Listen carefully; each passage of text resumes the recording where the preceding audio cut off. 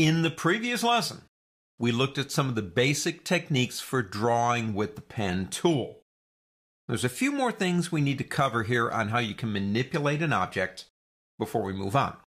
So I have a document open called Editing 101. It is in your exercise files, but to be honest with you, you can just say File Open. It's not really going to make that much difference. Let's come over here and pick up the pen tool. If we select it, we have Add, Delete, and Convert Anchor Point options. Now let's do this. Let's make about the simplest shape we can make on the whole planet, and that's a triangle. Come down to about here and click again, and over to about here, and back up to here to close it off. So we have a triangle on the screen. Let's say I want to manipulate the shape. Now we know if we come up to the Direct Selection tool, which is this one right here, we can select a point and move the point, or we can click and drag across, say, 2 points or more, and change it that way. That's no big deal. What if I want to add a point or take points away? Now that's what these tools are for, right under here. However, just like Adobe Illustrator, it is not really necessary to select these tools because all of them are embedded into the pen tool. If I have a path selected, which I do, and I come up to that path and I touch any area on that line, that path, that doesn't have an anchor point on it, my cursor changes to a plus sign. If I click, it will be more than glad to add something there. It'll add an anchor point. If I come over to the other side and click about here, it adds another one. Now, if I go to an anchor point and touch it, you will notice there's a little negative sign next to it, which means, would you like to remove that point?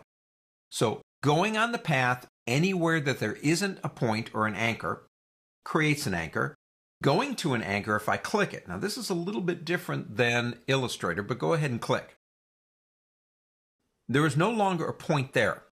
But Photoshop is attempting to do as much as is possible, is to replicate the shape of the triangle minus the anchor point. And it's doing that by using these direction lines right here and here.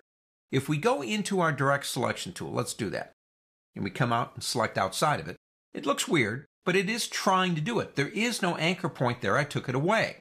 So what the computer did is it created anchors here with very long direction lines that pushes that line up in that direction. If you want to maneuver one of those points, don't go here. Go up here. What you're doing is basically changing the shape based on how you move those direction lines. That kind of reminds me of the bell curves we had in college when we take a test, and it was kind of like some people will fail, some people will pass with an A, and everybody else is in the middle. I hated bells. But anyway, I could select these 2 points right here, and I could make it larger or smaller, which kind of makes it look a little bit more like a bell curve, I suppose. I added those just simply by clicking with the pen tool. Now there's another thing that we can do. There's something called the Convert tool. That's down here. What it does is it will convert a straight point, straight line, into a smooth or curved line, or vice versa. So, if I were to go over there and use that tool, I could convert a straight point into a smooth and vice versa. You can do that also with the regular pen tool. If I come over here and click on the line to select it, if I come over to this point and I want to convert that into a straight point, hold down the Alt key and you'll see that upside down V, that's what I call it. It's the convert. If you click on the smooth points using the Alt key, it will convert them into straight points. And now we have a trapezoid.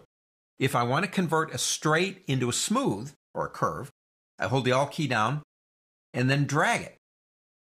And I can change those points, if I want to do this,